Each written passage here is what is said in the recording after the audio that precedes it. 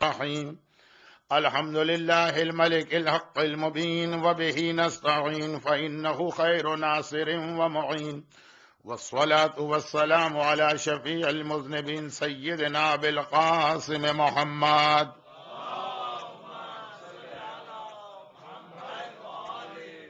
وآله الطيبين الطاهرين سيما على بقية الله في الأرضين أجل اللهم له الفرج ولعنة الله على أعدائهم أجمعين أما بعد فقد قال الله الحكيم في كتابه المبين بسم الله الرحمن الرحيم وسيعلم الذين ظلموا أي منقلب ينقلبون.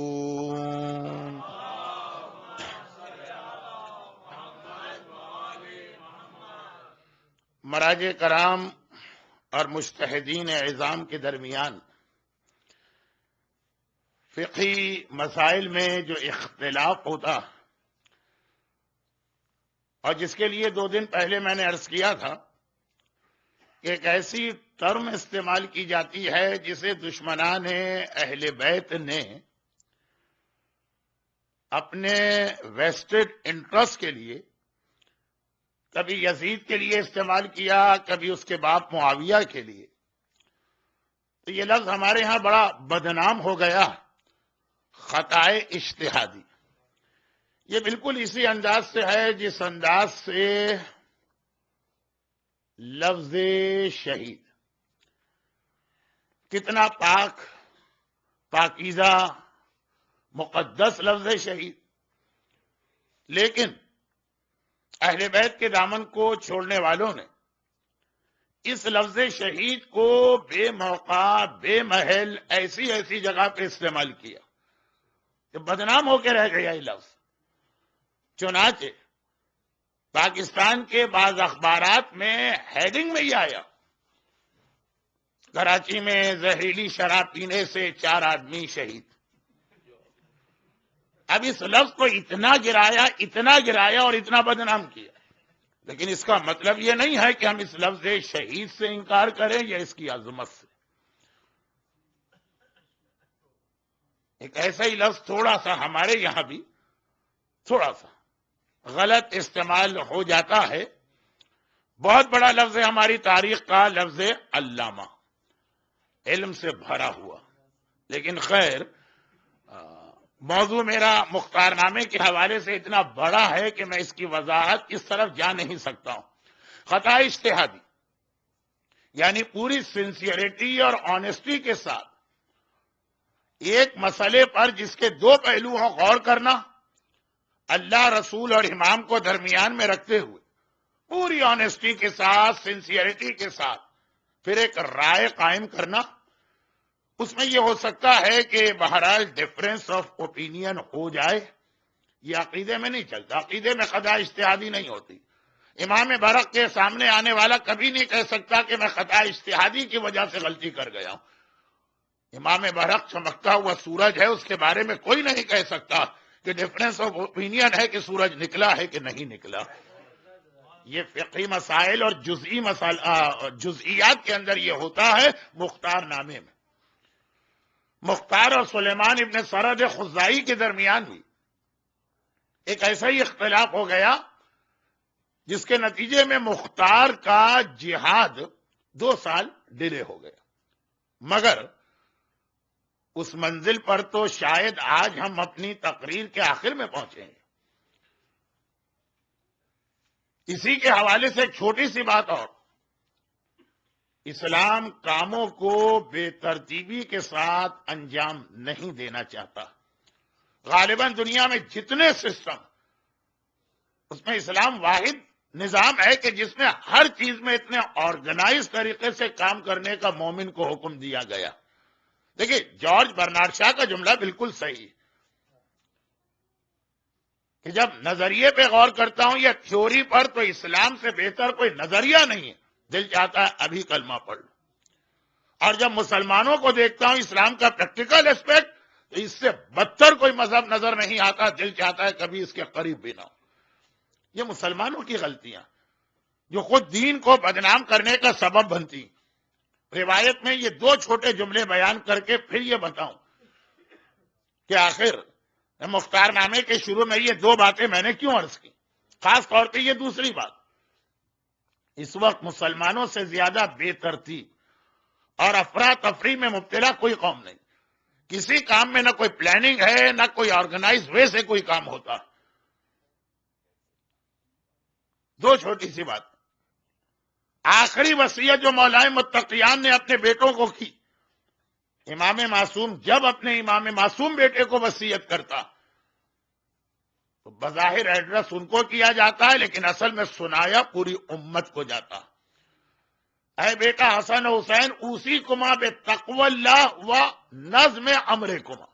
یہ وصیت کب کی گئی؟ ابن ملجم کی ضربت کے بعد 21 رمضان کی رات. حسن و حسین بیٹا میں تم دونوں کو وصیت کرتا ہوں کہ ہر کام میں اللہ سے ڈرتے رہنا، اور جو کام کرنا نظم امر کما، بڑے ہی ویل پلانڈ اور ویل آرگنائز طریقے سے کام کرنا. خود مولا کا طریقہ یہ ہے کہ مسجد کوفہ میں ہر نماز کے وقت نیزہ لے کے داخل ہوتے ہیں، اور یہ نیزے کا مقصد صرف یہ ہوتا ہے کہ لوگ نماز کی صفوں میں جب کھڑے ہوں تو علی ان کو بالکل سیدھا ایک لائن بنے، ایسی ایک لائن کے نیزہ زمین پہ رکھ رکھ کے لائن کو سیدھا کرتے ہیں. یہ نماز جماعت خود ہمارے یہاں ایک بہت ہی آرگنائز اور ڈسپلنڈ عبادت ہے، اور ہمیں اس ڈسپلن کی تعلیم دی جاتی ہے. لیکن یہ نماز جماعت کے فلسفے میں جاؤں گا تو بہت لمبی بات ہو جائے گی. آج دنیا میں کتنی کتابیں اس ٹاپک پہ لکھی جا رہی ہیں کہ آپ اپنے ڈیلی روٹین ورک کو کس طرح ایک آرگنائزڈ وے کے اندر انجام دیں. ٹائم مینجمنٹ، وقت کی کبھی کمی نہیں ہوتی. 24 گھنٹے کو کس طرح صحیح طور پہ استعمال کیا جائے، یہ آج پوری ایک سائنس بن کے رہ گئی. کتابیں بھی لکھی جا رہی ہیں، سیمینار بھی ہو رہے ہیں، کورسز بھی کیے جا رہے ہیں کہ میکسیمم بینیفٹ آپ اپنے 24 گھنٹے کا کس طرح سے لے سکتے ہیں. یہ ساری چیزیں اسلام بہت پہلے بتا چکا. آج کل بہت شوق ہوا ہے لوگوں کو سائنس کے ذریعے اسلام کو سمجھانے کا، لیکن سائنس کو اپنی جگہ رکھیے، یہ والی چیزیں جو ہماری پریکٹیکل لائف میں کام آنے والی. چنانچہ جس وقت مختار نے کوفے کے قرآن پڑھانے والے اس ٹیچر سے یہ وعدہ لیا کہ ایک بس میری خدمت کر دینا، وہ میں اپنے پرسنل مقصد کے لیے نہیں کہہ رہا ہوں، مجھے آل محمد کے خون ناحق کا انتقام لینا. کسی طرح سے کاغذ و قلم مجھ تک پہنچا دینا، 2 لائنیں لکھنا. کوئی بہت بڑے سائز کا پیپر نہیں چاہیے، جسے ہم پاکستان میں فل اسکیپ اور اپنے ملک میں A4 سائز کہتے ہیں. نہیں، چھوٹا سا ہوگا. غالباً یہ پرچہ بھی زیادہ بڑا ہوگا، اس سے بھی چھوٹا مختار کو چاہیے صرف 2 لائنیں لکھنا. اور یاد رکھنا کہ یہ ایک ایسی خدمت ہے جو تم میرے لیے نہیں کر رہے. اگر یہ خدمت انجام دو تو آل محمد کے معلم، ٹیچر، جس کا نام کتابوں میں 2 الگ الگ نام ہیں، لیکن ہم اس کا نام عمیر، ان میں سے ایک نام لے لیتے ہیں. یہ میں اس لیے کہتا ہوں کہ بہت سارے علماء، میں تو ایک اسٹوڈنٹ، بہت سارے علماء مختار نامہ پڑھتے ہیں. ہو سکتا ہے کہ آپ کوئی اور نام سنیں. بہت سارے علماء نے مختار کے حالات پہ کتابیں لکھی، تو آدھوں نے یہ نام لکھا تو آدھے علماء نے دوسرا نام لکھا. تو اس کی وجہ سے کنفیوز نہ ہوئیے، میں شروع میں ہی بتا دوں کہ ہاں 2 الگ نام. ہاں یہ بات طے ہے کہ قبیلہ بنو حمدان سے تھا، جو ویسے ہی محبان اہل بیت کا قبیلہ مانا جاتا ہے، حمدانی. عمیر حمدانی بوڑھا آدمی، اب تو ریٹائرمنٹ کس کی ایج ہے، کوفے کی 3 جنریشن کو قرآن پڑھا دیا. مختار نے وعدہ لیا، وہ گھر آ گئے اپنی بیٹی کی وجہ سے. ابن زیاد نے اس کو رہا کرتے وقت ایک تھریٹ کیا تھا کہ دیکھو آج تو میں اپنی بیٹی کی وجہ سے چھوڑ رہا ہوں، لیکن آئندہ اگر تمہاری اس حوالے سے کوئی کمپلین آئی کہ تم نے کربلا کے کسی سپاہی یا سردار پر لعنت کی یا برا بھلا کا، تو میں اپنی بیٹی کی بھی بات نہیں مانوں گا. معلم گھر آ گیا. اب اس کے بعد سب سے بڑا اس وقت ایک ہی ٹاسک ہے، مختار کو کاغذ اور قلم پہنچانا، پین اینڈ پیپر. پلاننگ، سوچنے لگا کہ کیا طریقہ اختیار کیا جائے۔ یہ تو بالکل واضح بات ہے کہ اس جیل کے اندر یا پریزن میں کوئی آدمی نہیں جا سکتا، وہ جو گارڈ وہاں پر ہیں انہی میں سے کسی کی مدد لینا۔ اب یہ چند ہفتے رہا تھا اس جیل میں، یا کم از کم 3 دن تو رہا، یا اس سے زیادہ۔ اتنا نہیں تو ویسے جو میں بار بار کہہ رہا ہوں، اولڈ از گولڈ، ایکسپیرینس کی اپنی ویلیو ہوتی ہے۔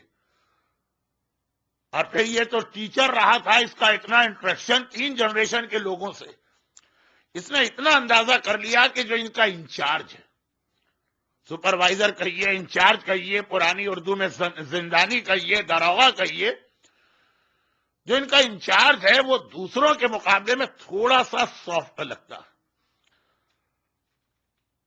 باتوں میں بھی، چہرے کے اثر سے بھی۔ تو یہ آدمی ایسا، ویسے تو سبھی ایک جیسے لگ رہے ہیں لیکن یہ ذرا بہتر لگ رہا۔ چنانچہ ایک پلاننگ کی، پتا ہے کہ اس کی ڈیوٹی آورز کیا۔ ہر قسم کی جیل یا پریزن میں رات کا وقت زیادہ خطرناک ہوتا۔ جب بھی کوئی آدمی کسی جیل پہ اٹیک کرتا ہے انڈیویجول، ریولیوشن میں جو جیلیں توڑی جاتی ہیں وہ نہیں، تو رات کے وقت ہی اٹیک ہوتے ہیں۔ چنانچہ اس کی ڈیوٹی رات کو ہوتی تھی، دن کے وقت اس کا ڈیوٹی ہوتا تھا۔ معلوم ہے اتنے دن جیل میں رہا، ڈیوٹی آورز پتا ہے، انٹینشنلی اور پرپزلی عمیر حمدانی نے 1000 درہم لیے، 500 اشرفیاں لی، ایک سلور کوائن ہوتا ہے، ایک گولڈ کوائن، اور ایک دمبا، ایک بکرا، ایک گوٹ، ایک لیم، وہ پورا اس نے ذبح کر کے فرائی کرایا، تھوڑے پھل وغیرہ لیے، اور وہی رات کا وقت جو اس کے ڈیوٹی آورز، جب گھر پہ نہیں ہوگا اس وقت اس کے گھر گئے، دروازے کو نوک کیا، اس کی بوڑھی بیوی پوچھا، اس کی بیوی پوچھا، ہر آدمی کو اپنی بیوی بوڑھی لگتی ہے تو میں غلط کہہ گیا، تو ایک مرتبہ اس نے پوچھا عورت نے کہ کون آیا ہے؟ اب یہ دادا کی ایج کے برابر، پورا کوفہ جانتا ہے، ہر ایک کے بچوں کو پڑھایا، چنانچہ اپنا انٹروڈکشن کرایا کہ میں عمیر ہوں۔ کیوں آئے ہو؟ کہا کہ میں قید خانے میں تھا تو میں نے ایک منت مانی تھی کہ اگر میں یہاں سے رہا ہو گیا تو اس آدمی کی خدمت کروں گا، یہ قید خانے میں اس کا بیہیویئر میرے ساتھ ذرا اچھا تھا، ایٹیٹیوڈ۔ کہا وہ تو نہیں ہے، اس وقت ڈیوٹی پہ گئے، کوئی بات نہیں، یہ رکھ لینا اور جب وہ آئے تو اس کو بتا دینا۔ صبح کے وقت وہ اپنی ڈیوٹی کمپلیٹ کر کے آیا، دیکھا گھر سامان سے بھرا ہوا، یہ بکرا، یہ گوسفند یا دمبا کہاں سے آیا، یہ درہم و دینار، یہ پھلوں کی ٹوکریاں۔ کہا کہ وہ جو بوڑھا آدمی ہے عمیر، اس کی کوئی منت تھی، وہ دے کے گیا، خیر کوئی بات نہیں۔ اگلی رات کو پھر اسی وقت اسی طرح سے سب بھر کے لے آئے، کہا کہ میری ایک منت تھی، اس کو پورا کر رہا ہوں۔ نیکسٹ مارننگ پھر اس نے آ کے دیکھا، کہا کہ نہیں، دیکھو منت نہیں لگتی، ایسا لگتا ہے اس سے مجھ سے کوئی خاص کام ہے، لیکن ہے بڑا شریف اور اچھا آدمی کہ اس انداز سے وہ کانٹیکٹ کر رہا۔ تیسری رات کو یہ ڈیوٹی پر گئے ہی نہیں، چھٹی لے لی۔ اب وہ معلم تو اپنے حساب سے یہی سوچ کے آیا کہ آج بھی وہ نہیں ہوگا، ذرا ایک تعلقات بنانا ہے مختار کی مدد کے لیے۔ جیسے ہی دروازے پہ نوکنگ کی، خود دروازہ کھول کے وہ آ گئے۔ چلیے کوئی بات نہیں، گھر میں گیا، سامان رکھا۔ وہ جو انچارج ہے، یہ سپروائزر ہے، جو بھی کہیے آپ، داروغہ زندان، جو اس کی پرانے زمانے کی فارسی یا اردو میں اصل ٹیکنیکل ٹرم ہے، داروغہ زندان۔ جب کہا کیوں؟ کہا کہ منت۔ کہا نہیں، یہ منت نہیں لگتی، آپ بیٹھ جائیے، آج تو میں ہوں، کوئی آپ کا کام ہے یہ بتائیے کہ کیا کام ہے۔ اچھا عمیر، وہی بات، ہیزیٹیشن۔ امام کی ایک حدیث ہے جس پر میں اس حدیث کے آدھے حصے پر ابھی یہاں کے عشرے سے پہلے ایک اشرا پڑھ کے آ رہا ہوں۔ یہاں کے عشرے سے پہلے میں نے جو اشرا پڑھا اس کا موضوع تھا عذاب قبر۔ آئندہ اگر کبھی یہاں آیا تو ابھی سے بتا رہا ہوں کہ عذاب قبر بھی پڑھوں گا۔ اچھا خیر، تو جب عذاب قبر پہ پڑھا تو اس میں پورے صراط ایک بہت اہم اسٹیج آتا ہے عذاب قبر کا، بال سے زیادہ باریک، تلوار کی دھار سے زیادہ تیز، آگ سے زیادہ گرم۔ تو امام کی حدیث یہ ہے کہ جب کوئی پل صراط کا جب امام نے ڈسکرپشن کیا تو گھبرا کے کہنے لگا مولا اتنا خطرناک پل ہم کیسے اس پہ سے جائیں گے؟ امام نے کہا ایک پل صراط دنیا میں بھی اور دن رات تمہیں اس پہ سے گزرنا ہوتا ہے، جتنے وہاں کے بارے میں پریشان ہو پہلے یہاں کے لیے پریشان ہو۔ مثلا ایک چھوٹی سی بات، یہ آپ کا پرابلم نہیں ہے لیکن انڈیا اور پاکستان میں لوگوں کا ہے، بیوی اور ماں کے درمیان بیلنس کرنا۔ یہاں تو ایک بات طے ہو گئی ہے کہ ماں جو ہے وہ تو ڈسپوزیبل برتن تھا، اس نے بچپنے میں ہمیں پال دیا، اب اس کا کیا کام، اٹھا کے اس کو باہر پھینکو۔ یہاں تو ایک فیصلہ ہو گیا کہ جو ہے وہ بیوی ہی بیوی ہے، لیکن انڈیا اور پاکستان میں اسٹل یہ پل صراط سے کم نہیں۔ تلوار کی دھار پر سے گزرنا آسان ہے، لیکن دونوں رشتوں میں بیلنس کر کے اللہ کو راضی رکھنا۔ مسئلہ اللہ کو راضی رکھنے کا یہ نہیں ہے کہ ہم اپنا خاندان فیملی کیسے چلا رہے ہیں، اللہ بھی خوش اور راضی رہے، یہ پل صراط سے کم نہیں ہے۔ تو زندگی میں ایسے بہت سے موقع آتے ہیں جہاں آدمی کو پل صراط جیسے ڈیسیشن لینا پڑتے ہیں۔ عمیر کا بھی اس وقت ایسا ہی مسئلہ۔ دیکھیے اب یہی چیزیں ہوتی جسے میں پھیلا دیتا ہوں تو 5 دن کا مختار نامہ 25 دن میں بھی انکمپلیٹ رہتا۔ اگر میرے پاس زیادہ دن ہوتے تو میں اتنا جملہ کہہ کے آگے نہیں بڑھتا۔ پریکٹیکل لائف میں سے کتنی ایگزامپل آپ کو دیتا، وہ ہے پل صراط، لیکن اب وقت اتنا نہیں ہے۔ چنانچہ عمیر ایک طرف دل کہہ رہا کہ مختار کو خدمت دینا ہے تو کسی نہ کسی سے تو کانٹیکٹ کر کے دل کی بات بتانا ہوگی، ایسے ہی اتنا اوور کوشش ہو کے بیٹھے رہے تو ایسے تو کام نہیں چلے گا، زندگی گزر جائے گی، کچھ بھی نہیں ہوگا۔ دوسری طرف جب تک کہ سامنے والے کو جج نہ کرو کیسے بات کہہ دو؟ ہو سکتا ہے یہ ابن زیاد کا اسپائی ہو یا بہت ہی سنسیئر فالوور، اور ابھی بات زبان سے نکالی میں بھی مارا گیا۔ اب عمیر مرنے سے اب نہیں ڈر رہے، لیکن مختار کی مدد کرنا اب بہت ہی زیادہ ہیزیٹیشن میں کیا کروں۔ ایک چانس بن بھی رہا ہے کہ یہ خود کہہ رہا ہے کہ تمہاری کوئی ضرورت اور حاجت لگتی ہے بتاؤ، اور ڈر بھی لگ رہا ہے کہ ٹائم سے پہلے بتا دیا، یعنی یہ آدمی صحیح نہیں تھا جس کو بتا دیا۔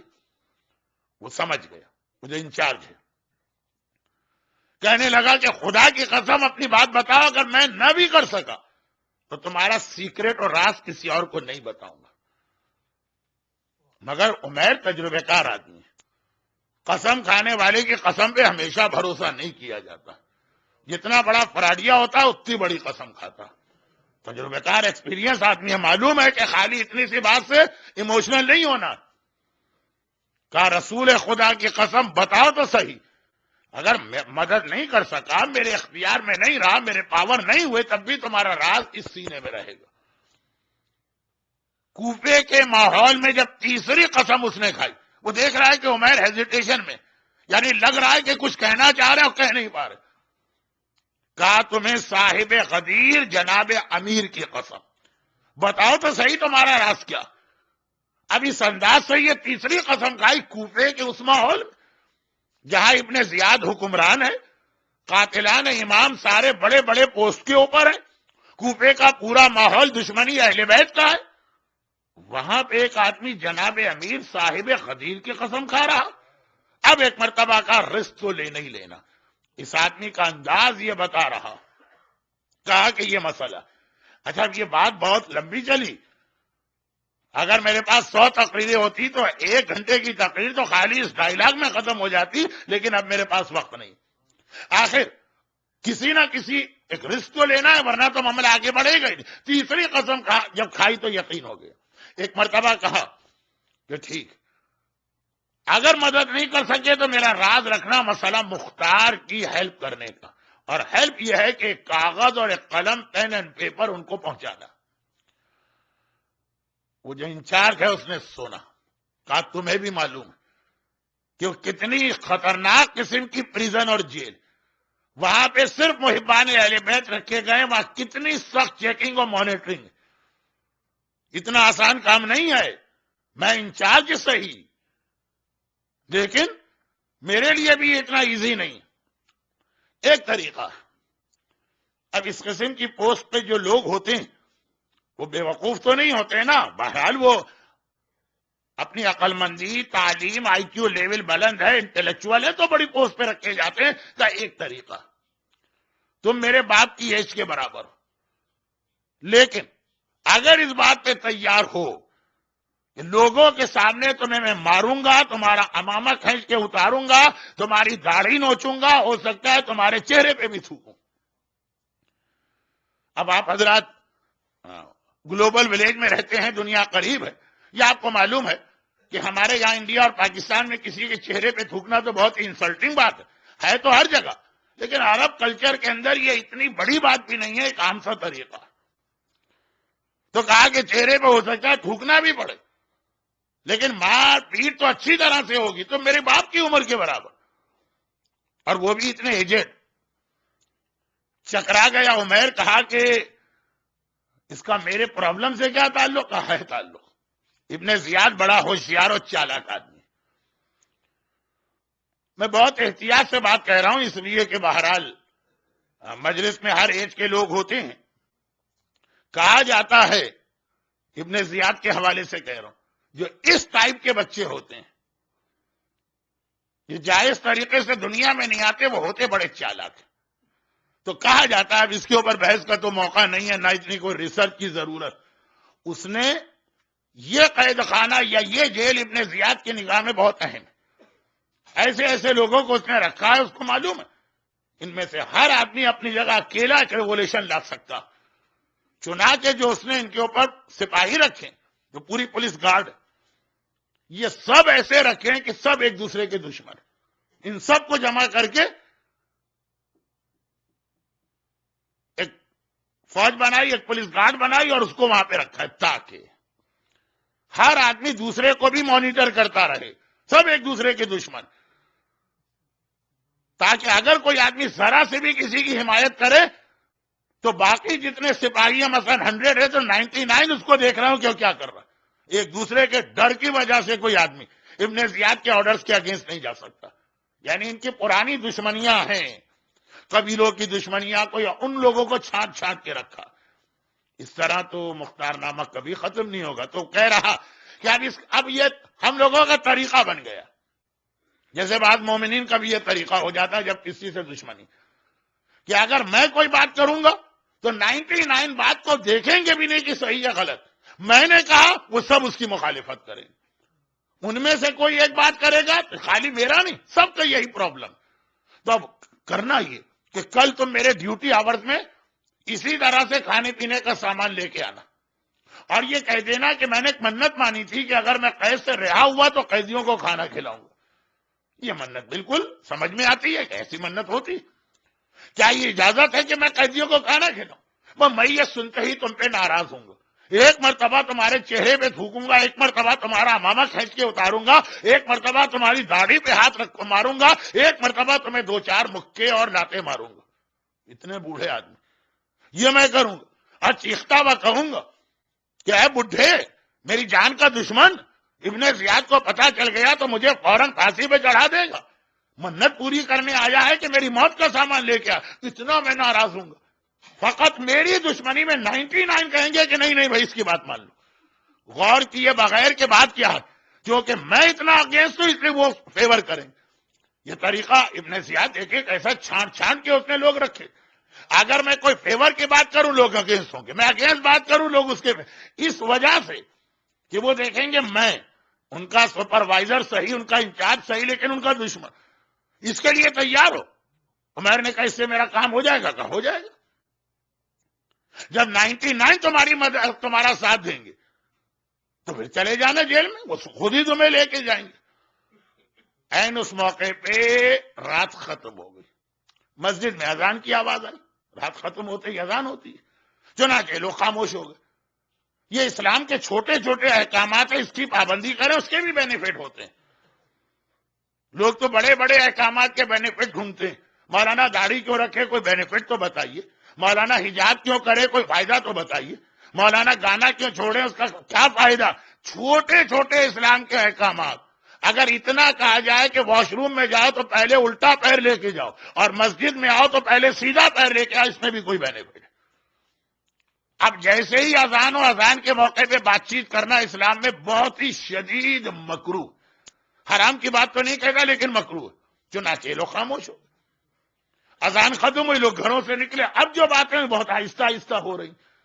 اس کے بعد والی بات جو تھی، سمجھیے کہ ایک دوسرے کے کان اور منہ ایک دوسرے کے ملا کے بات کر رہے ہیں۔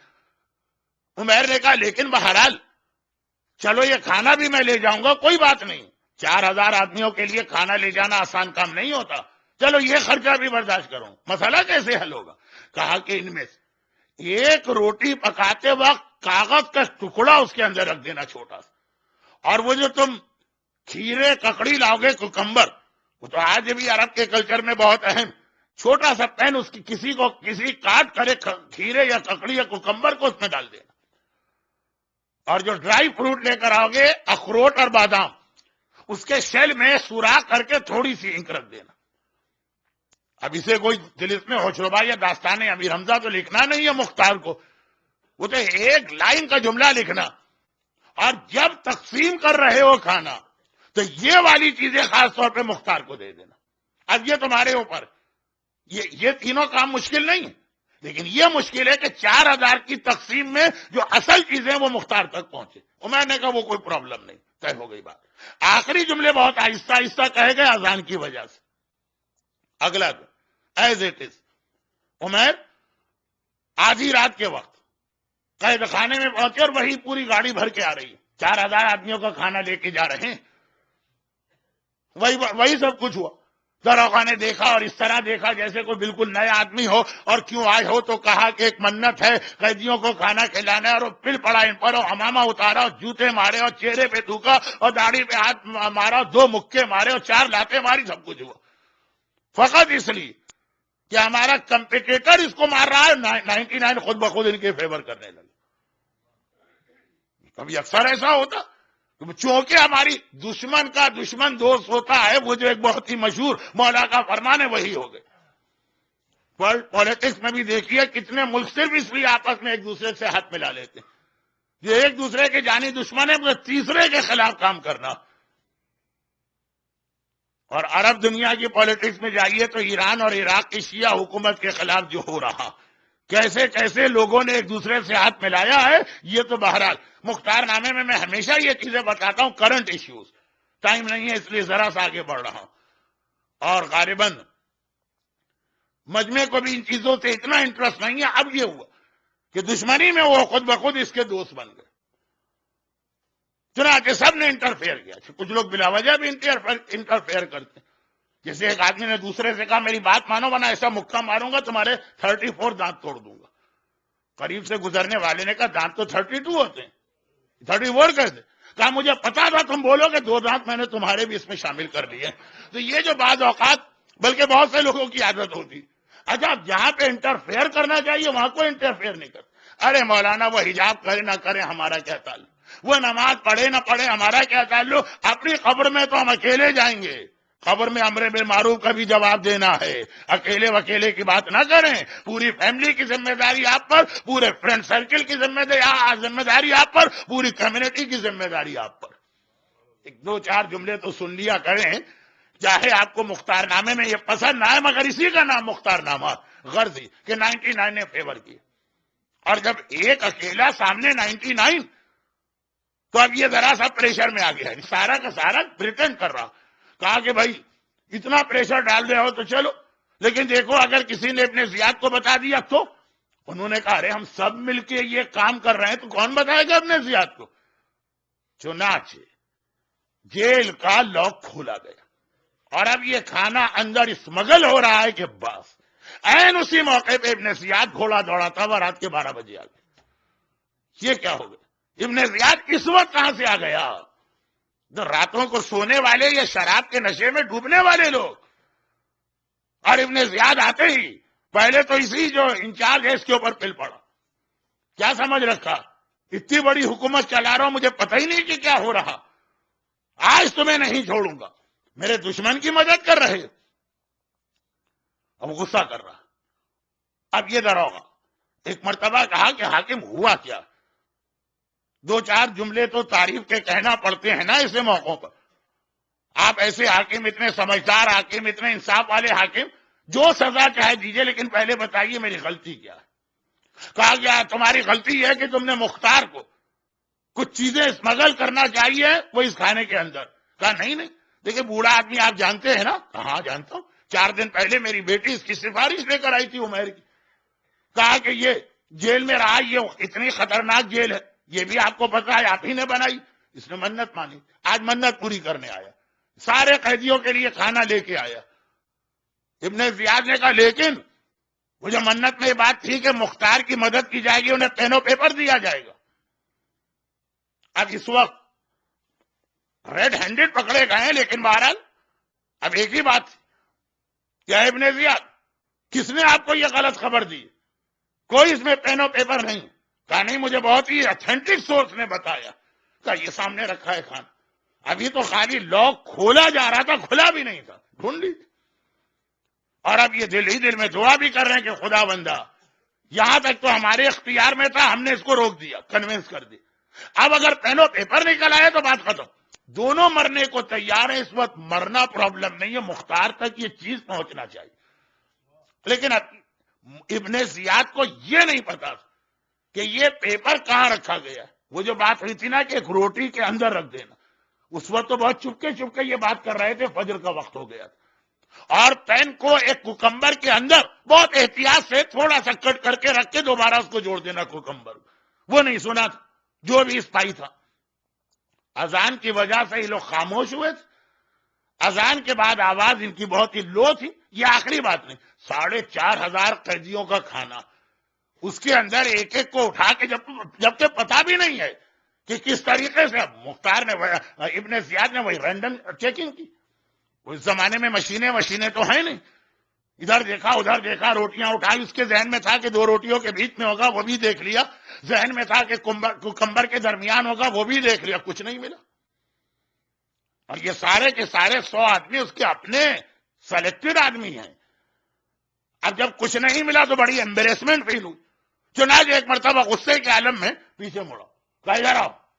اب جو کہا تو سامنے آیا ایک نوجوان، اوہو، یہ جو دیکھا اس پولیس کے انچارج نے، یہ اس کا ایڈاپٹڈ بیٹا تھا، اولاد تھی نہیں، سڑک پہ ایک بیٹا پڑا ملا تھا، اسے اٹھا کے اس نے ایڈاپشن کیا تھا۔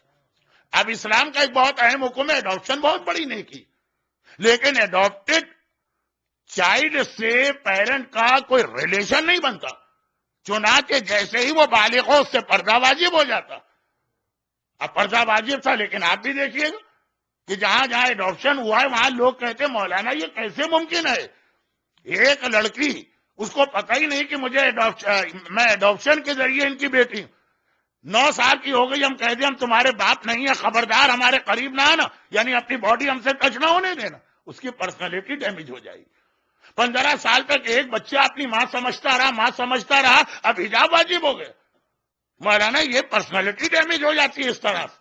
تو پہلے سوچنا چاہیے، پلاننگ، اس کو میں نے کہا کہ شروع سے ہی یہ چیز نیکی ہے، اجازت ہے، مگر جو شریعت ہے وہ اپنی جگہ ہے۔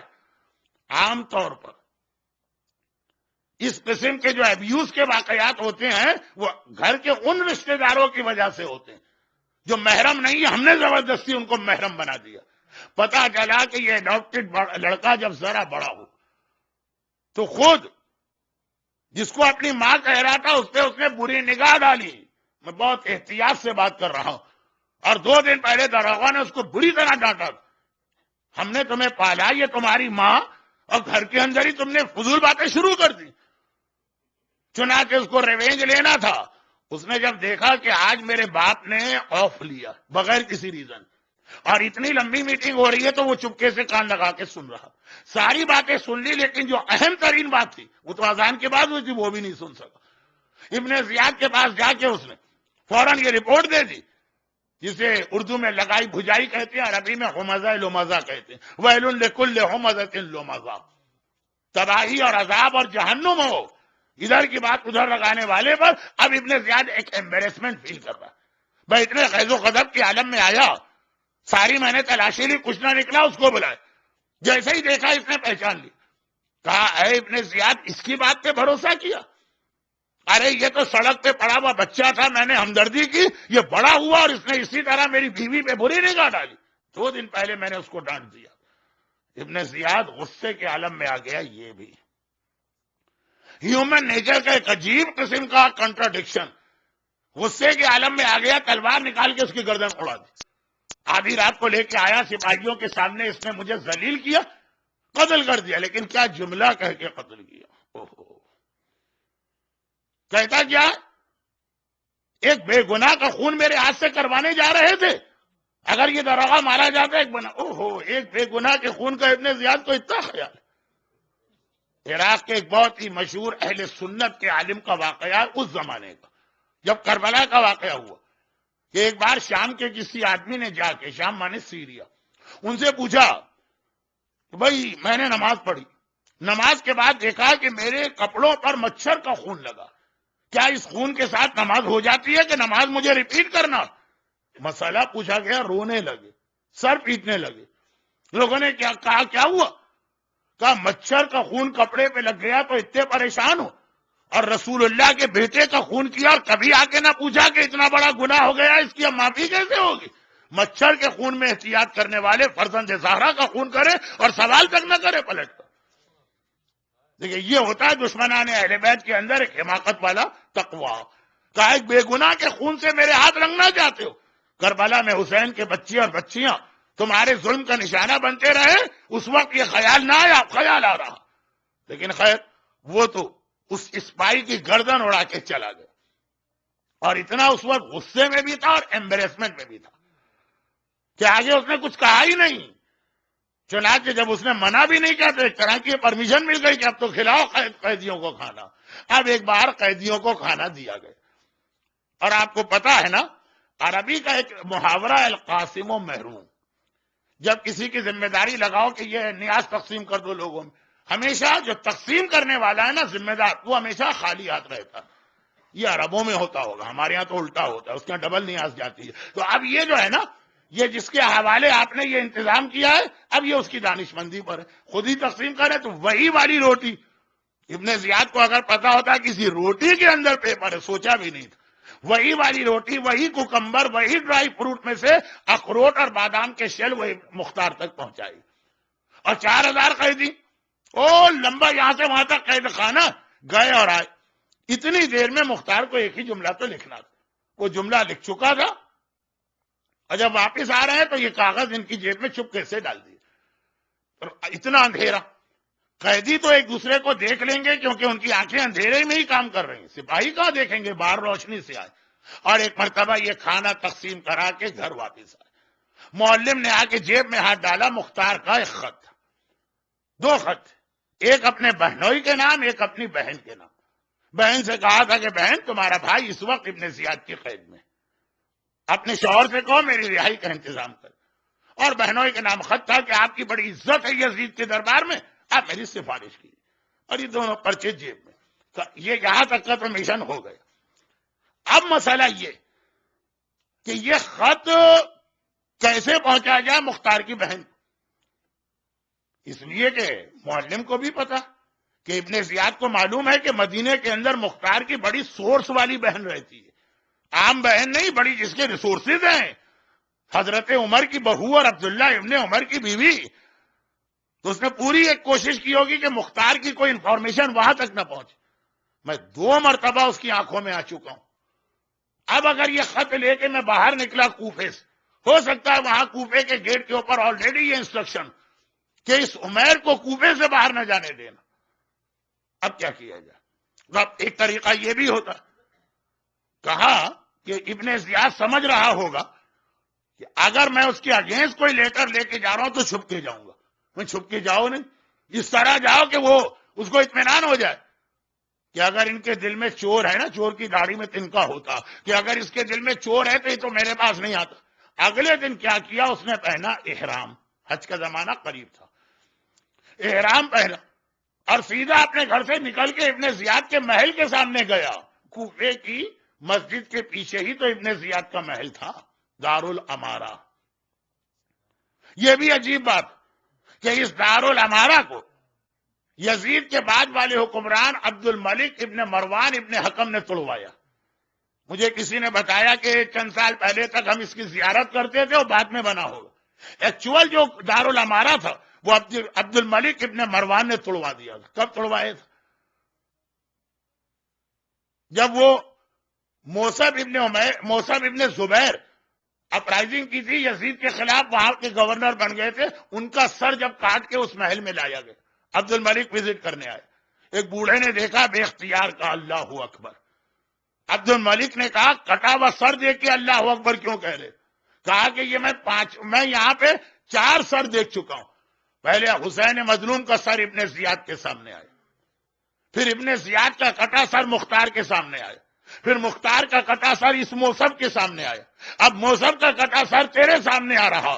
بے اختیار اپنی جگہ سے کھڑا ہو گیا. واللہ الا اراک اللہ خامسا، قسم بخدا خدا تجھے 5واں سر یہاں پہ نہ دکھائے گا، محل ہی توڑ دو.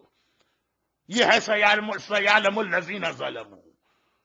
حسین کا سر جس نے کاٹا ابن زیاد، خود ابن زیاد کے سر مختار کے سامنے آئے. مختار کا مشن پورا ہو گیا، وہ حسین کے راستے پہ چل کے فیالتنی کہتے تھے، شہید ہوئے. ان کا سر آئے. جو ان کا قاتل تھا موسب، اس کا سر کاٹا گیا. یہ مختار نامے کا پورا مختار نامے کا ایک شارٹ میسج. دارالامارہ کوفے میں ابن زیاد کا محل ہے، وہاں پہنچے اور پہنچ کے بآواز بلند کہا لبیک اللہم لبیک لبیک لا شریک لک لبیک. ابن زیاد نے پوچھا بھائی کیا ہے؟ یہ آواز کیسے آئی؟ محل کے جو گارڈ تھے انہوں نے کہا کہ ایک بوڑھا آدمی احرام پہنے ہوئے تلبیہ پڑھ رہا. ابن زیاد نے کہا حج پہ جا رہا، بلاؤ. یہ بھی ایک تماشا ہوتا ہے. اتنے بڑے بڑے ظالم حاجیوں سے کہتے ہیں ہمارے حق میں دعا کیجیے گا. ہم تو تمہارے حق میں دعا کرنے کو تیار ہیں، مگر تم خود اپنے کیریکٹر کے ذریعے ہماری ہر دعا کو کاٹ رہے. باپ نے بیٹے کو گاڑی لے کے دی تو کہا چلاؤ. بیٹے نے کہا بابا میں جا رہا ہوں، آپ دعا کیجیے گا. کہا میری دعا 40 مائل پر آور سے زیادہ کام نہیں آتی ہے. تو اب یہ کہ سامنے والے کو بھی تو کچھ کرنا ہے نا، خالی دعا سے تو دنیا نہیں چلتی. دعا بہت اہم چیز ہے. چنانچہ حاجیوں کی جب بات ہوتی تھی تو فوراً بلاتے تھے. حج ہمیشہ سے اپنے پولیٹیکل پروجیکشن کا ذریعہ حکمرانوں کا رہا ہے، چاہے وہ یزید اور ابن زیاد ہوں، چاہے آج کے وہابی حکمران ہوں. ہمیشہ سے ایک طریقہ رہا حج کو سیلف پروجیکشن. تو اب بلایا. اچھا بلایا، دیکھا چہرہ، ابن زیاد چکرا گیا. کہا کہ اے بوڑھے، یا تو اتنے سالوں سے کبھی ہماری تمہاری ملاقات ہی نہیں ہوئی، یا ہفتے میں 3 مرتبہ تو میرے سامنے آ رہا ہے. کیا ہوا بھائی؟ کہا کہ اے ابن زیاد، میں جیل میں تھا تو میں نے منت مانی تھی کہ اگر چھوٹ گیا تو اسی سال حج پہ جاؤں گا. ابن زیاد نے سر پکڑ لیا. بڑے میاں کتنی منتیں مان کے بیٹھے تھے، ہر 2 دن بعد ایک منت سن رہا ہوں. عمیر نے کہا کہ اے ابن زیاد، حاکم سے ڈرنا ہی چاہیے، جو حاکم سے نہیں ڈرتا وہ مارا جاتا ہے. یہ تیرا خوف تھا جو منتیں مان رہا ہوں. اب حج یعنی مکہ، حج یعنی مکہ. مگر ابن زیاد نے ایک سوال کر لیا، خالی مکہ جا رہے ہو کہ مدینے بھی جانا؟ اگر لفظ مدینہ ان کی زبان پہ آ جائے تو مدینے سے فوراً اس کا دماغ کلک کرے گا، ارے مدینے میں تو مختار کی بہن بھی رہتی، ابھی تو حج کی وجہ سے اس کا ذہن الجھا ہوا ہے مکے میں، خانہ خدا میں. ایک مرتبہ کہا کہ خالی حج کرنے جا رہے ہو نا، مدینے وغیرہ تو نہیں جاؤ گے؟ کہنے لگے نہیں ابن زیاد، میں صرف حج کروں گا لیکن مکمل حج کروں گا. ابن زیاد نے کہا حج تو مکمل کرنا چاہیے، لو 500 اشرفیہ میری جانب سے لے جاؤ، حاجی کی مدد کا ثواب مجھے ملے. وہ بھول گیا کہ مکمل حج میں یہ کیا کہے گے. جھوٹ بھی نہیں بولے، مدینے کا نام بھی لے لیا اور نام زبان پہ بھی نہیں آیا. حج مکمل ہی اس وقت ہوتا ہے جب اللہ کے گھر کا طواف کرو اور روضہ رسول کی زیارت کرو. یہ مکمل حج کر کے بتا دیا، جھوٹ بولے بغیر کہ میں مدینے بھی جا رہا ہوں. لیکن وہ ابن زیاد کون سا فقہی مسائل کا ماہر، کون سا وہ توضیح المسائل پڑھا ہوا، اس کا تو ذہن بھی نہیں گیا. مومنین کے ذہن نہیں جاتے. تو اب یہ نکلے اور پہنچے مدینہ. جب مدینے پہنچے دوپہر کا وقت، مختار کی بہن صفیہ اور ان کی بیٹیاں عبداللہ ابن عمر نے کھانا پکوایا، آج اب بلا رہے ہیں. صفیہ کہہ رہی ہے کہ نہیں اب میرا دل کھانے میں نہیں لگتا، اتنے دن ہو گئے میرے بھائی کی کوئی خبر ہی نہیں آئی. جب تک کہ میرے بھائی کی خبر. عبداللہ کہنے لگے کیوں گھبراتی، ہر چیز نارمل ہے. دروازے پہ نوکنگ کی آواز. عبداللہ نے غلام سے کہا دیکھو کھانے کے وقت کون آ گیا. کچھ لوگوں کی ناک بڑی خطرناک ہوتی ہے، یہاں تو خیر یہ رواج نہیں، ہمارے یہاں پاکستان میں بہت رواج. این اس وقت پہنچتے ہیں جس وقت آپ دسترخوان پہ بیٹھے ہو. تو خلاصہ یہ ہے کہ دیکھو کون آیا. غلام نے جا کے کہا کہ مختار کا قاصد آیا. اب جو بہن نے بھائی کا نام سنا طرف اٹھی, شوہر سے کہا رکھو ایک طرف دسترخوان, جا کے دیکھو. عبداللہ گئے, کہا کیا بات؟ کہا کہ میں کوفے سے آ رہا ہوں, مختار کا میسنجر ہوں, مختار کا پیغام لایا ہوں. عبداللہ نے کہا مختار کس حالت میں؟ کہا مختار تو قید میں, اور بڑی سخت اور خطرناک قید. ادھر بہن سے برداشت نہ ہوا, دروازے اندر کے دروازے پہ نوکنگ کی. عبداللہ کہے کیا بات ہے؟ کہا نہیں تم سے نہیں سنوں گی, اس کو بلا میرے سامنے, میں خود اس سے بات کروں گی. عمیر یہی چاہتے تھے, پتا تھا کہ میں جیسی بھی سٹوری سناؤں گا یہ بہت ہی شارٹ کر کے اپنی بیوی کو بتائے گا. چاہتے تھے کہ ڈائریکٹ بہن مجھ سے سنے بھائی پہ کیا گزر رہی. چنانچہ جب واقعا صرف ایکچوئل فیکٹس بتائے, کوئی فکشن نہیں, جب بتایا یہ حالت ہے, اس طرح سے ہاتھ بندھے ہیں اور بال بڑھے ہیں اور قید میں بیٹھے ہیں اور زخموں میں پیپ پڑ چکی ہے, جو کل آپ نے سنا سب کچھ. بہن آج 21ویں صدی کی بہن بھی غالباً تڑپ اٹھے, یہ میں تو شیور نہیں ہوں غالباً, لیکن بہرحال یہ وہ زمانہ تھا جب بھائی بہن میں محبتیں تھیں. چنانچہ بے اختیار رونے لگی, آنسو بہانے لگی, وہاں سے اٹھ کے برابر کے کمرے میں گئی, چادر اتار کے پھینکی, بال نوچے. ماں کو روتا دیکھا, بیٹیاں بھی رونے لگی. عبداللہ ابن عمر نے یہ منظر دیکھا. بڑے بڑے طاقتور لوگوں کو بیویاں جو ہے نا مسکین بلی بنا دیتی ہیں, اور پھر تو بہرحال بیٹیاں بھی رو رہی, اور کہا کہ جو میرے بھائی نے خط لکھا ہے اس کے حساب سے ابھی یزید کو خط لکھو اور میرے بھائی کی رہائی کا انتظام کرو جلدی سے. دنیا کی سب سے بڑی ہائیڈرل پاور یا پانی والی طاقت کون سی ہے؟ وہ ڈیم آپ کے یہاں بھی بنا ہوا ہے نا, کہیں پہ ہمارے یہاں بھی بنا ہے, عورت کے آنسو. اور یہ تو ریئل آنسو تھے, ایکچوئل آنسو تھے, کوئی ساڑی خریدنے کے لیے نہیں تھے, کوئی نیکلس خریدنے کے لیے نہیں تھے, واقعا ایک بہن کے آنسو تھے. چنانچہ فوراً خط لکھا, یا یزید تجھے پتا ہے کہ ہمارا خاندان کیا, اور تجھے معلوم ہے کہ میرے بابا حضرت عمر کتنے احسانات ہیں تیرے خاندان پر, آج میری خاطر مختار کو رہا کر. خط لکھا, لیکن ہیزیٹیٹ کر رہے ہیں, اتنا پتا ہے کہ مختار ایک محب اہل بیت, ان کی مدد نہیں کرنا. کہا کہ خط تو میں نے لکھ دیا, لیکن کون آج کل کے زمانے میں سیزن میں شام جائے گا, اتنی گرمی ہے, اب رکھ دو, رہن دو, خط لکھ دیا نا, رکھ دو, میں ڈھونڈتا ہوں کوئی آدمی, جب ملے گا تو بھجوا دوں گا. یہ سارے جو ٹالنے کے طریقے ہوتے ہیں عمیر, ان کا مشن پورا ہو گیا. مختار سے وعدہ کیا تھا تمہارا خط تمہاری بہن کو پہنچاؤں گا, پہنچا دی, لیکن مسئلہ یہ تھا کہ مختار کی مدد نہیں کر رہے, آل محمد کی مدد کرنا, یعنی آل محمد کی خدمت کرنا چاہتے ہیں. فوراً کہا کہ اے عبداللہ ابن عمر میں تیار. اس نے کہا پاگل ہو رہے, اتنے کوفے سے تھکے ہوئے آئے بوڑھے آدمی حج کر کے, تمہاری عجیب حالت. کہا کہ میں جاؤں گا, میں تیار ہوں. صفیہ کو موقع مل گیا, کہا شوہر سے کہا جب موجود ہے آدمی تو ڈھونڈنے کی کیا ضرورت ہے, بھیجو اسے. اب وہ جا رہے ہیں, اور صفیہ یعنی بہن اپنے بھائی کی خبر لانے والے سے خوش ہوگا, انہیں 2000 دینار دیے, انہوں نے لینے سے انکار کیا. کہا کام میں صرف اللہ کے لیے کر رہا ہوں, پیسے لے کے اپنی نیت کو خراب نہیں کرنا چاہتا. لیکن آخری مرتبہ کہہ رہا ہوں, اب اس کے بعد تو کل واقعات بالکل بدلیں گے, آخری مرتبہ کہہ رہا ہوں, لیکن اولڈ از گولڈ, تجربے کار آدمی. اس میں سے 2000 ٹھکرا دیے, 50 اٹھا لی جیب میں رکھے, اور کہا کہ میں یہ 50 جو اٹھا لیے یہ آگے بہت کام آئیں. جیب میں رکھے اور سیدھے شام پہنچے. پہنچ تو گئے, شام میں پہنچ تو گئے, لیکن اب ایک عجیب مسئلہ ہے کہ یزید کے محل میں انٹر کون ہونے دے ان کو. کربلا کے واقعے کے بعد ویسے ہی وہاں سیکورٹی چیکنگ بہت بڑھ گئی تھی شام میں, اور یہ تو ایک عام آدمی جس کا کوئی شام میں سیریا میں جاننے والا بھی نہیں, انتہائی پریشان. میں آ تو گیا, مگر یہ مختار کی بہن کا مکان نہیں ہے کہ ایک عام آدمی جا کے آپ نے بیل بجائی اور ملاقات ہو گئی. یزید کا محل, روز آنا جاتے ہیں, 18 دن تک صبح سے شام دروازے کے سامنے بیٹھے رہے محل کے. انٹر ہونا تو دور کی بات, قریب بھی نہیں بیٹھنے دیتے جتنے بھی سپاہی یا پہرے دار, دور بیٹھو, ہٹو یہاں سے. کیا کروں, صبح سے شام یہ لگے رہتے ہیں اپنے مشن میں, شام کو واپس آ جاتے ہیں مسافر خانے ہوٹل. ایک دن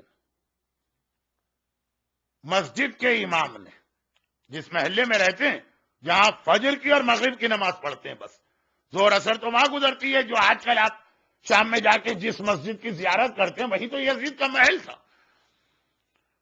لیکن جس جگہ ان کا ہوٹل ہے وہاں کی مسجد میں نماز پڑھتے ہیں. 18 دن ہو گئے، ایک دن امام مسجد کھڑا ہوا. اب یہاں دو روایتیں لیکن بہت ہلکا سا ڈفرنس ہے ورژن.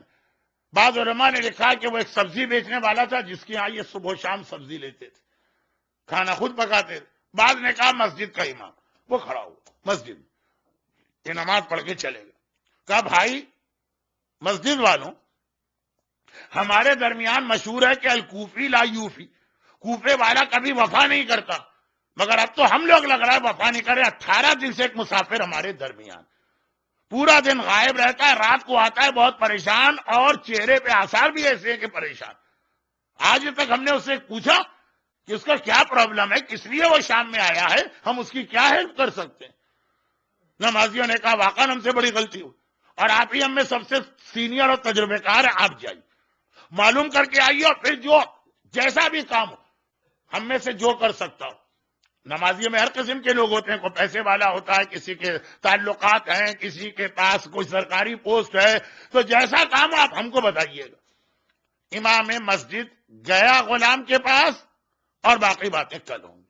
مگر یہ جو آخری بات یہاں پہ اٹکی آ کے، یہ اسلام کا بہت اہم اصول، یہ یزیدیوں کے درمیان بات ہو رہی کہ ایک مسلمان 18 دن سے پریشان ہے، اور ہم نے پلٹ کے پوچھا بھی نہیں کہ ہم تمہاری کیا مدد کر سکتے ہیں. مومن کی مدد کرنا اور مومن کے کام آنا، یہ اسلام کا اتنا اہم حکم ہے کہ علی ابن یقطین جیسے عظیم صحابی کو، جنہوں نے 4 اماموں کا زمانہ دیکھا، جن کا پورا خاندان آل یقطین معصومین کا انتہائی وفادار تھا، صرف اس لیے 7ویں امام نے اپنے گھر آنے اور زیارت کی اجازت نہیں دی.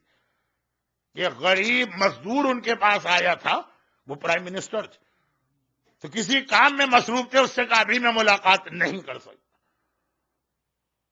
یہ واقعہ حضرت علامہ رشید ترابی نے تو خیر، یہ واقعہ تو بڑا مشہور. حضرت علامہ رشید ترابی نے ابھی میں غلط جگہ یہ جملہ کہہ گیا، کراچی کے پہلے کمشنر پاکستان بننے کے بعد 18 نقوی سید ابو طالب نقوی، جو سر رضا علی کے داماد، ان کے چہلم کی مجلس میں یہ واقعہ پڑھا کہ میں نے علی ابن یقطین کا واقعہ ایک بار، حضرت علامہ رشید ترابی فرما رہے ہیں کہ ایک بار میں نے پڑھا، بہت پہلے کی بات 30s میں، اور اس میں یہ تھا کہ علی ابن یقطین کو ہارون نے آفر کی تھی میرے پرائم منسٹر بن جاؤ. ہارون ظالم، پہلی مجلس میں آپ سنا امام رضا نے ظاہر سے کہا کہ تمہارا سفر ہی حرام ہے، ایک ظالم سے ملنے آ رہے. خالی ملنے پہ امام نے منع کر دیا کہ سفر حرام، یہ تو پرائم منسٹر بننا. وہ آئے 7ویں امام کے پاس، کہا مولا مجھے آفر ہوئی ہے، بتائیے میں کیا کروں. یہ بہت اہم اسلام کا مسئلہ ہے، کل بتاؤں گا، آج ٹائم نہیں رہا. کبھی بھی کوئی کام یا ایکشن اپنی مرضی سے نہ کرے، ہر چیز میں پہلے امام سے پوچھنا. حتیٰ ان کو معلوم ہے کہ معصومین کنڈیم کرتے ہیں ظالم کے پاس جانے سے، تو جیسے ہی آفر آئی تھی منع کر دینا چاہیے. نہیں، پہلے امام سے پوچھوں گا، ہو سکتا ہے میرے لیے مسئلہ الگ ہو اور اس کے لیے مسئلہ الگ ہو. خود سے فیصلہ بھی نہیں کیا، امام کے پاس ہر کام کو امام کی جانب پلٹاؤ. آئے کہا مولا بتائیے، مجھے معلوم ہے کہ آپ منع کر دیں گے. امام نے کہا نہیں، تمہیں جو آفر کی گئی ہے یہاں بیٹھ کے تو تم کتنے مومنین کو فائدہ پہنچا سکتے ہو. آفر کی ہارون نے، جو روزانہ صاحبان ایمان کا قتل کر رہا، تم پرائم منسٹر بن کے پتہ نہیں کتنے مومنین کی جان بچاؤ گے. میں تمہیں پرمیشن دیتا ہوں، لیکن ایک کنڈیشن، وہ یہ کہ کبھی کوئی مومن تمہارے دروازے سے خالی ہاتھ واپس نہیں جانا چاہیے. میرا وعدہ کہ اگر تم نے اپنے وعدے کو پورا کیا تو نہ کبھی تمہیں جیل ہوگی، نہ تمہیں کبھی حکمران قتل کرے.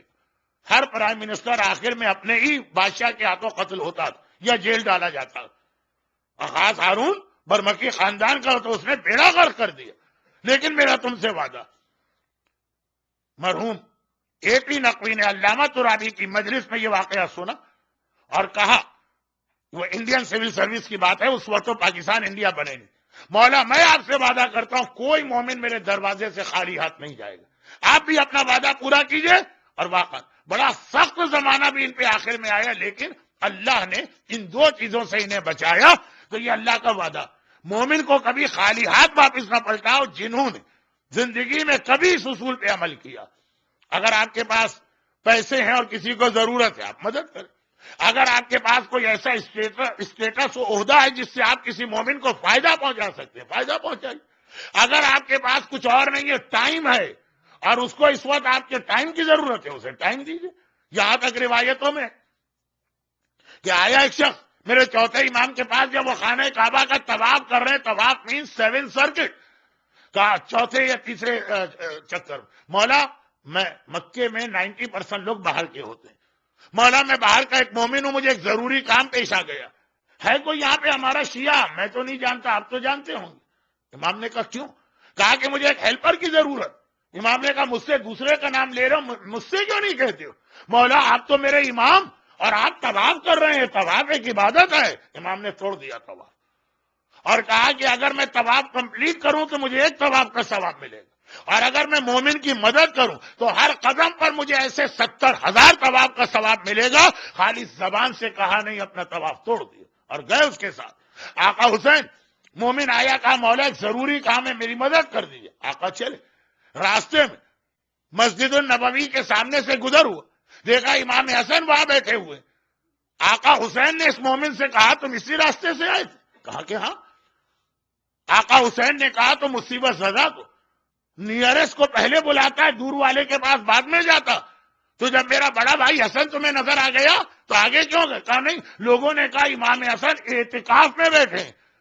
کہا کہ تیری کتنی بڑی غلطی, اگر میرے بھائی حسن کو پتا چلتا وہ اپنا اعتکاف توڑ دیتے, اس لیے کہ ایک اعتکاف پر ایک اعتکاف کا ثواب ہے اور مومن کی مدد سے 70 لاکھ اعتکاف کا ثواب ملتا ہے. اتنا تو آپ بھی جانتے. ختم بات میری. یہ پریکٹیکل میسیجز ہیں مختار نامے کے, ٹائم میرے پاس بہت کم ہے. اتنا تو آپ بھی جانتے ہیں کہ سنت روزے کا یہ مسئلہ ہے کہ اگر آپ نے سنت روزہ رکھا اور کسی مومن نے خالی یہ کہہ دیا کھا لو, مومن کا دل نہ توڑو, روزہ بے شک توڑ دو. روزہ ٹوٹنے پر ٹوٹے ہوئے روزے کا ثواب جڑے ہوئے روزے سے 70 گنا زیادہ ہوتا. اور یہی ایک مسئلہ لوگوں کو یاد, مومن کی مدد میں اور کچھ یاد نہیں. پیسے سے مدد کرنا ہے وہ یاد نہیں, جسمانی محنت سے مدد کرنا ہے وہ یاد نہیں, ٹائم دینا ہے یہ یاد ہے, روزہ توڑ دینا. چنانچہ بہت سے لوگ ہمارے یہاں کراچی میں غدیر کا 27 رجب کا روزہ رکھتے ہیں, اس لیے کہ روزہ رکھ کے ابھی نکلیں گے باہر, کوئی صاحب پان کی گلوڑی پیش کریں گے, کوئی صاحب کوئی چیز چھالیاں لے کے کھڑے ہوں گے, روزہ رکھتے روزہ توڑنے کے لیے. خالی روزے کے لیے مومن کی, روزہ توڑنے کے لیے مومن نہیں ہے. ہر چیز کے اندر مومن کی مدد, ہر چیز میں مومن کی خدمت. سیریا کا رہنے والا, یزید کے شہر کا رہنے والا یزیدیوں سے کہہ رہا ہے کہ ہمیں مدد کرنا, اور صاحب ایمان ایک دوسرے کے اگینسٹ تو ہر کام کرنے کو تیار ہیں. مدد کی کوئی بات نہیں ہے. جبکہ کربلا میں اہل بیت نے جہاں ہمیں ہر میسج دیا وہاں یہ میسج بھی دیا. عربی کا ایک لفظ ہے التحاب, یہ سائیکالوجی کی بھی ایک ٹرم. التحاب کا مطلب یہ ہے کہ مثلا آپ بہت پیاسے ہیں اور آپ کے سامنے ٹھنڈا پانی آ گیا, جیسے ہی پانی آیا ایک دم آپ کو لگے گا میری پیاس 10 ٹائمز بڑھ گئی. پانی دیکھ کر پیاس بڑھ جاتی, ویسے ہی پیاسے تھے پانی دیکھ کر. اور 3 سال کی بچی, اہل بیت کا لٹا ہوا قافلہ کوفے میں داخل ہو گیا. عمر سعد کو جلدی ہے دربار جانے کی. ابن زیاد کہتا ہے قافلے کو بازار میں روک دو. کیوں؟ 2 وجوہات بتا رہا ہے جو میں پہلے بیان کر چکا ہوں. کہا ایک تو میرے دربار کا ڈیکوریشن کمپلیٹ نہیں ہوا. پہلے دربار کا ڈیکوریشن ہے چاہے محمد کی نواسیاں جلتے سورج میں شہر کوفہ میں بے مقنع چادر کے جلتی رہے. اور نمبر 2 یہ ہے کہ کوفے کے لوگ اچھی طرح سے رسول کی بیٹیوں کا تماشا دیکھ. زینب کا اونٹ جہاں پہ جا کے رکا, پرانا زمانہ, پتلی پتلی تنگ گلیاں, چھوٹے چھوٹے مکان ہیں. اس مکان کی چھت پہ ایک بہت ہی ضعیف مومنہ بیٹھی ہے, ام حبیبہ, جسے کچھ پتہ ہی نہیں دنیا میں کیا ہو رہا. آج حکم حاکم آیا کہ ہر عورت گھر کی چھت پہ آ کے بیٹھے. وہ آ کے بیٹھ گئی. دیکھا میرے گھر کے سامنے جو اونٹ رکا اس میں ایک ضعیفہ اپنے بالوں سے اپنا چہرہ چھپائے اس طرح بیٹھی کہ ان کی گود میں ایک ننھی سی بچی سر رکھے ہوئے. بچی کے رخسار پہ تماچوں کے نشان اور بچی کے زخمی کان چھت سے بھی نظر آ رہے. اور بچی نے چہرہ اٹھایا. کہا پھوپھی اماں کیا یہاں بھی ہمیں کوئی پانی دینے والا نہیں ہے؟ زینب تو کیا جواب دے؟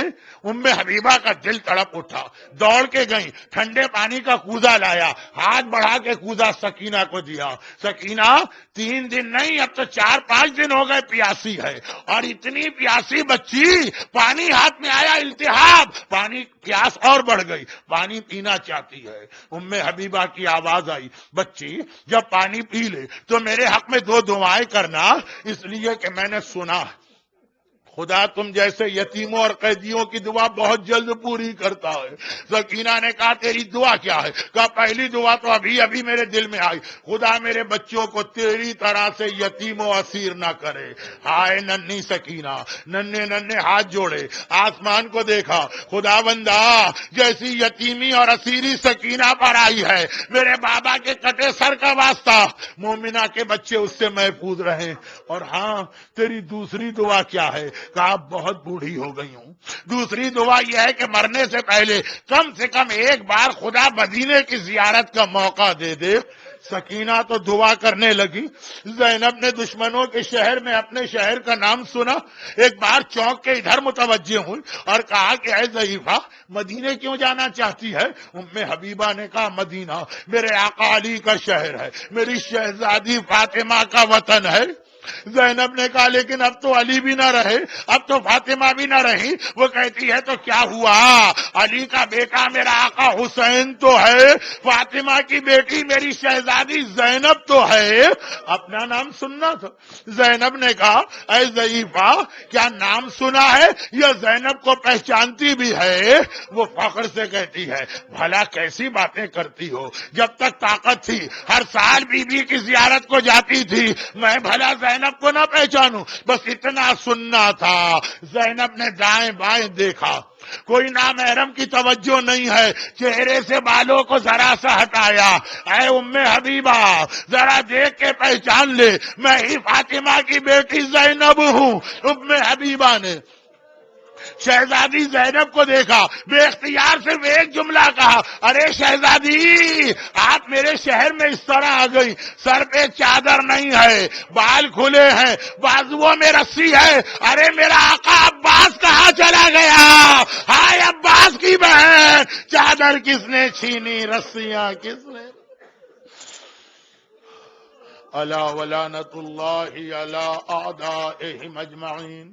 پروردگارا تجھے شریکت الحسین عقیلہ بنی ہاشم کے ان مصائب کا واسطہ، مشکل کشائے کائنات علی کی مشکل کشا پوتی سکینہ کا واسطہ، جو اتنے مصائب میں بھی مومنوں کے لیے دعا کر رہی ہے، تجھے باب الحوائج عباس کا واسطہ، اتنا بھروسہ ہے ام حبیبہ کو جب تک عباس زندہ ہے کوئی زینب کی چادر پہ ہاتھ نہیں ڈال سکتا۔ جو مومنین اور مومنات آج کی مجلس میں جمع ہیں، ان کو اور ان کے گھر والوں، ان کے روزی کے ذرائع اور ان کی اولادوں کو ہر آفت و پریشانی سے محفوظ فرما۔ خدا بندہ ان کے آنسوؤں کا اتنا قیمتی بنا لے کہ رومال زہرا میں جمع ہو کر اس دنیا کی ہر مشکلات میں مدد کا سبب اور آخرت میں شفاعت کا ذریعہ بنے۔ خدا بندہ صف عزا پر کھڑے ہونے سے پہلے ان مومنین اور مومنات کی تمام حاجتوں کو پورا کر دے۔ دنیا بھر کے شیعان حیدر کرار، خصوصاً عراق اور پاکستان کے مظلوم محبان اہل بیت کو اپنے حفظ و ایمان میں فرما۔ خدا بندہ حبیب ابن مظاہر اور مختار ابن ابی عبیدہ کی طرح ہمیں بھی اپنے دین آل محمد حسین اور عزاداری حسین کے لیے ہر قربانی دینے کا جذبہ عطا فرما، اور ان مظالم کے انتقام کے لیے ظہور امام میں تعجیل فرما۔ غیبت امام میں ہمیں اپنی ساری ذمہ داریاں ادا کرنے اور بعد ظہور امام کی فوج کا سپاہی بننے کی توفیق عطا فرما۔ جتنے بیمار ہیں ان کو شفا کاملہ عطا فرما، ہمارے جتنے مرحومین ہیں ان کو اعلی علیین میں جوار اہل بیت سے ملحق فرما۔ خاص طور پر جن مرحومین کے لیے آج ایصال ثواب ہے انہیں اعلی علیین میں جوار شہداء کربلا سے ملحق فرما۔ یہ مرحومین کے نام ہیں: مرحومہ ولایت النساء بیگم عابد پاشا، مرحوم میر وزیر علی، مرحوم سید سجاد علی، مرحومہ اقبال النساء بیگم، مرحوم یوسف علی خان عقیل، مرحومہ زہرا بیگم، اس خانوادے کے دیگر تمام مرحومین، آج کی مجلس میں جو مومنین اور مومنات ہیں ان کے خاندان کے تمام مرحومین، تمام شہداء اسلام و ملت کل اموات مومنین و مومنات سورہ فاتحہ۔